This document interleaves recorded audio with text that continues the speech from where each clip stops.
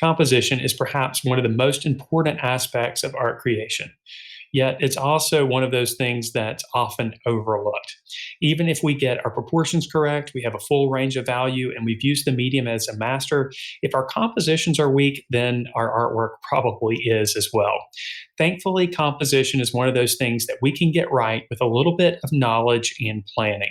It doesn't require talent, and it definitely doesn't require guesswork. There are a few rules that we can keep in mind so that our compositions are strong every time.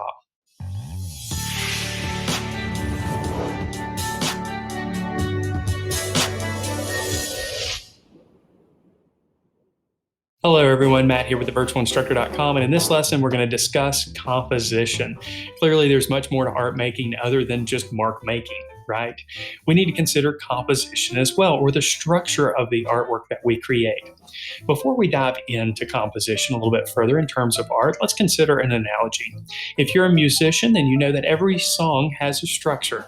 A musical composer plans out the structure to the song, and each musician that plays the song has a specific part to play. If a musician plays the wrong part or plays the wrong notes, then the song becomes a real mess. The same thing's true for a piece of art. As artists, we need to structure and compose the pieces of art that we create. So we'll start our discussion of composition by taking a look at focal points. A focal point is the area or areas within the picture plane that command the viewer's attention. While we can have more than one focal point, we usually need to limit the focal points. One focal point is pretty easy to pull off, two is a little bit more difficult. Any more than three is going to be really hard to pull off as an artist. So in most cases, we want to ensure that we have at least one focal point within the picture plane and maybe one or two supporting focal points as well. Now, we can create focal points within a scene using 5 different techniques. The first technique is through contrast. Contrast deals with difference, and this can be any type of difference. It can be textural difference, it can be color difference, and it can be value difference. The list goes on and on. But any type of contrast is going to command attention from the viewer. Let's take a look at this image. In this image, we can see that the green tomato is the focal point. The reason why it's the focal point is because of contrast. The green contrasts the red around it. In fact, red and green are complementary colors. It provides a high level of contrast, thus commanding our attention and creating a focal point. Another way that we can create a focal point within a scene is through isolation. Now, if you ever got in trouble as a kid and were put in the corner, I don't think they do that anymore, then you know what isolation is all about. When you were put in the corner, if you were, then all the other kids in the classroom stared at you. You were isolated from the rest of the class and therefore demanded a lot of attention. We can do the same thing in our artworks by isolating certain elements. Let's take a look at this image.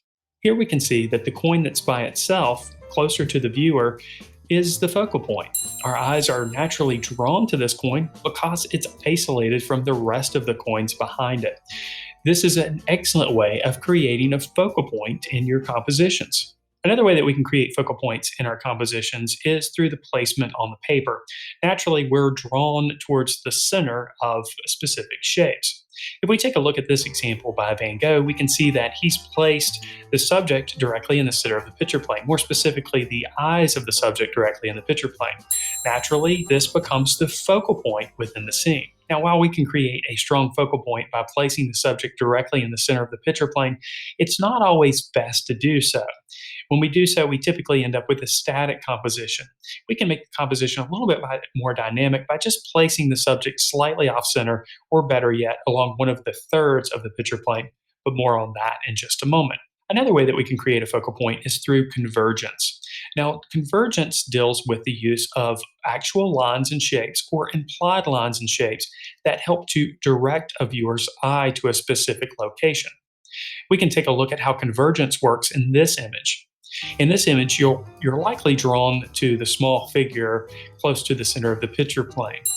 You're drawn to this location because of converging lines that exist there. In this case, these converging lines deal with one-point perspective, and these lines are helping to pull the viewer's eye to that specific location. Therefore, the small figure within the picture plane becomes the focal point. Another way that we can create a focal point is through the use of the unusual. Anything that's unexpected or out of place, of course, is going to command our attention and also our viewers' attention to a specific location within the picture plane. Let's take a look at this image.